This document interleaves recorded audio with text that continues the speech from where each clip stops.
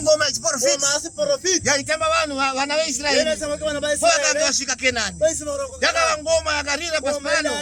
Yairira ngoma ipi? Yakava ngoma ichiprofit yaiprofita vana veIsraeri vasvika Kenani.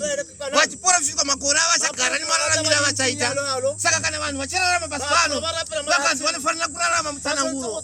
Dai vachararama muchiprofit chakadzama chataurira munhu kuti iwe uri kuita kubhirika usibhirika unofanira kunge uri ticha. Chiprofit chakanzi ndiyo ngoma icharira pasi pano. Sati mama isiyai zvokubata chikorobo. Endai siyai zvokubata chikorobo. Siyai zvokubata chino nechino. Imamai munofanira kunotenga zvinhu motengesa. Saka vanhu vanorarama nenhamu sei? Nekuti vari kurarama vasingazive.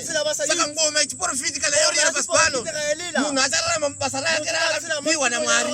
Nekuti vanhu kana vachizvarwa pasi pano vanozvarwa vakapfumbata.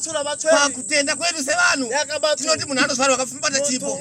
Vamwe nevanhu vatema ndoitamba nani pasina heta, ndoitamba nani pasina heta.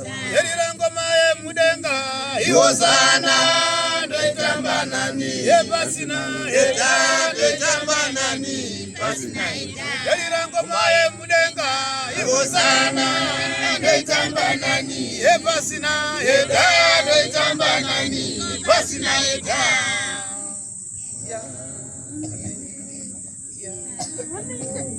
Tinotenda mambo Samuel. Vanhu vakanzvanorara mutsananguro. Vakanzi Israeri yaMwari. Vanogara vachipuhwa tsananguro. Vachiziva ko vari kubva nekuvari kuenda. Izvozvo kana ivo vaIsraeri. Vakanzi yambukai muende. Mosipa akaisa tsiko pasi. Yakamedza nyoka dzafaro pasi. Vakaita ndaona bhokirani pasi pano. Vakavaona basi. Vakanga vari mukati metsananguro. Vakasvika pagungwa. Varohwa mvura. Vakataura vakandaona Bethel pasi pano. Vasaguri gere kudenga. Saka vanhu kana vachinge vagara patsananguro ngoma iri kudzinosvika kunyika yevanhu vatema. Vanozoenda kudenga. Eliya zvaakari pabarira mhiri. Vakati kudiva. Vakati vaona akatoja Eliya. Vaiziva basa guru kudenga ririitwa.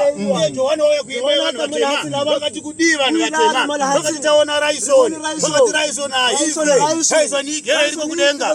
Raisoni haife. Raisoni tinayo. Raisoni haife. Ndaiona kudenga. Raisoni haife. Raisoni tinayo.